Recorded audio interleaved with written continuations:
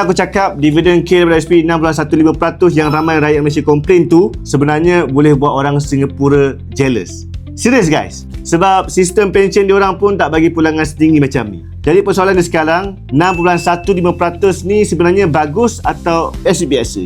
Baru-baru ni KWSP umumkan dividen untuk tahun 2025. Untuk simpanan konvensional dan syariah, kedua-duanya dapat 6.15%. Macam biasa, reaksi rakyat bercampur. Ada yang kata, okey lah kan. Ada juga yang kata, alah tak cukup lah, patutnya lebih. Tapi kalau kita tengok penjelasan daripada KWSP, sebenarnya ada dua faktor utama kenapa dividen tahun ini lebih sikit berbanding tahun-tahun sebelumnya. Dan faktor pertamanya sebenarnya adalah prestasi Bursa Malaysia. Untuk tahun 2025, pasaran saham tempatan hanya naik sekitar 2% sahaja, berbanding lebih kurang 12% pada tahun sebelumnya. Dan maksudnya pulangan daripada pelaburan domestik memang lebih sederhana. Dan faktor yang kedua pula, pengukuhan ringgit. Bila ringgit menguat, nilai pelaburan luar negara KWSP bila tukar balik kepada ringgit, dia akan jadi lebih rendah daripada segi kiraan. Jadi faktor forex pun bagi tekanan sikit kepada pulangan keseluruhan. Tapi walaupun dividen turun naik ikut kitaran pasaran, jumlah agihan KWSP ni sebenarnya meningkat. Untuk tahun ni, KWSP agihkan sekitar 79.6 bilion ringgit Malaysia kepada pencarum. Dan itu antara jumlah agihan terbesar dalam sejarah Malaysia.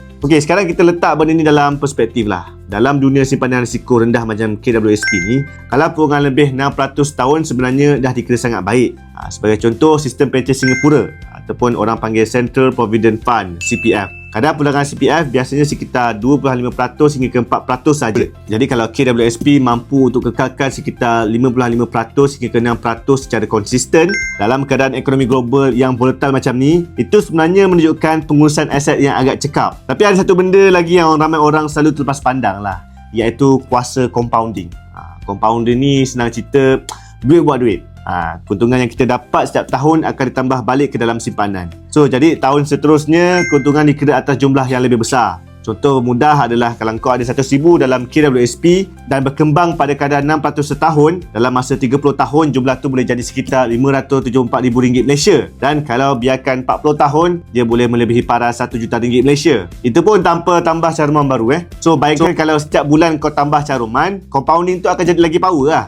Jadi persoalan dia bukan sekadar 6.15% cukup ataupun tidak. Persoalan yang lebih penting sebenarnya adakah kita faham bagaimana KWSP ni sebenarnya membina kekayaan jangka masa panjang. Sebab kadang-kadang benda yang nampak biasa hari ini sebenarnya boleh jadi sumber jutaan ringgit untuk masa depan kita.